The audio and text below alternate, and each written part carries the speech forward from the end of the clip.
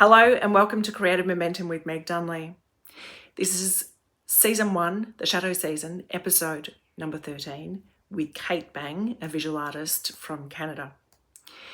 The interviews in this first season of my podcast were all done while I was at my writing residency at the Chateau de in France in July 2025.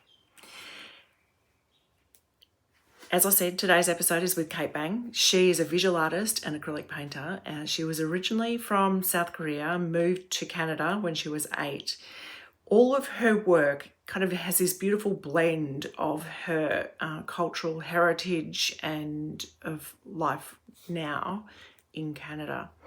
She is a really dedicated artist. She paints every single day, and when she doesn't, she feels quite anxious, and so it helps keep that anxiety at bay.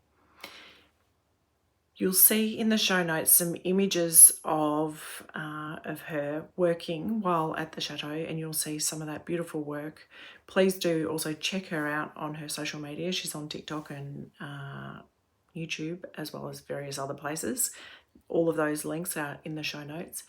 In this interview, she talks about how she constructs her work and where she gets her inspiration from. So she's inspired by, some surrealist artists like Giorgio de Chirico, and she describes one of her powerful pieces, which I loved looking at, which features a Korean market, and it also blends in something from her life now, and it shows that kind of rich layer of her own identity. I really hope you enjoy this episode, and I loved talking with Kate and watching her work and getting to know her. Enjoy. Hi Kate. Can you just start by telling me your name and where you come from? My name is Kate Bang, and I come from Canada. I was born in South Korea, and I immigrated when I was 8. Excellent. And what is your creative discipline? It's visual arts. I'm mainly an acrylic painter. I have made other kinds of work, but my main focus and love is painting. Excellent. Can you tell me a little bit about your creative process? So what I do is usually I create like a visual collage on the computer, Photoshop. However, I've done it with magazines, but at the moment I usually use mostly photographic reference and collage them together, and I create the pictorial space I need from those images. Excellent. What is what is your creative inspiration? So I like to follow a lot of surrealist artists. Mm-hmm. I don't have the guts to get to that point. Sometimes I dabble further, and I would like to continue being more surrealist, but for some reason my artworks continue to be more staying in the realism realm. Mm-hmm. Mm-hmm. Is there anyone or any kind of thing that you are drawn to for your creativity, for your art? Giorgio de... Giorgio... Oh my gosh, I'm blanking on the last name. Right. That's right. Let me just... Yeah. If I type Giorgio... Yeah.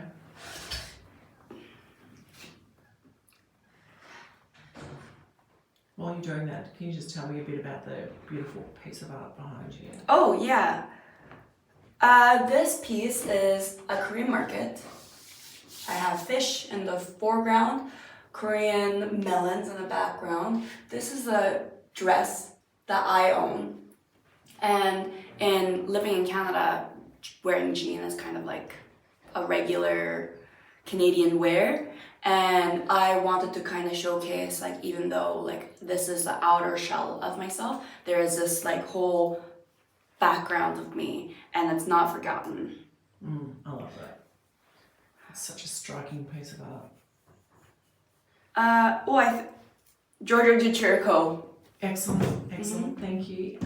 Tell me, about your creative routine. Like, how do you have a routine? Do you paint every day? I paint almost every day. Usually back at home, I wake up, paint, go to sleep. That's it. All day, every day? Well, unless I have other work to do, Yeah. but my time is filled with painting. Yeah. Do you keep it to Monday to Friday or? No, like every day. Every day. Yeah. Every day. That's amazing. And do you find that you need to have rests in between the time that you're painting? Or? Oh yeah, I have tried to rest, but I think it stresses me out. Yeah. Like I'm not getting enough work done. So that kind of anxiety pushes me to continue making work when I feel like I need a well-rested day. So thankfully, this space kind of gives me those moments for friends to be like, come hang out. I'm like, okay, fine. Yeah. Do you ever have moments where you're like, I'm not really sure what I'm going to paint next? And all the time. And how do you get through those? I sit in front of my sketchbook and wait and think about elements and what does those elements work with my theme, which is I make works of cultural hybridity, and that is a theme that I've been working with for the past forever. And yeah, that's kind of my process. I love that. Can you tell me, if you were to meet someone who's just at the beginning of their kind of creative journey, just dipping their toe in,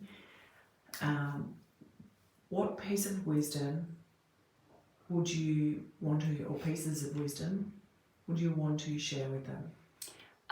Trust the process. Practice. It's never too late. Beautiful. I love that. Thank you. How good was that? I really hope you enjoyed that episode as much as I enjoyed interviewing her. I do love her dedication to her work. She's a really joyful person to be around as well. I loved her honesty about that anxiety that she feels if she's not creating, and I think, you know, her dedication is really quite remarkable. I loved her describing how she layers her artwork and how it illustrates the complexity of identity.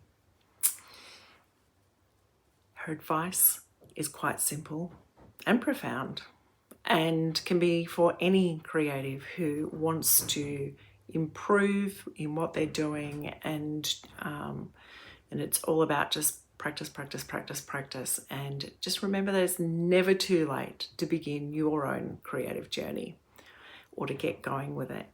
I love that interview. I hope you enjoyed it too. Please do give the show a like, share it, subscribe to it.